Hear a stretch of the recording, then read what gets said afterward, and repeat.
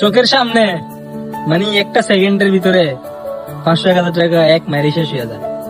আর আমাদের 500 টাকা আর্ন করতে কি পরিমাণ ফাটে আজকের এই ভিডিওতে আপনাদেরকে আমি দেখাবো।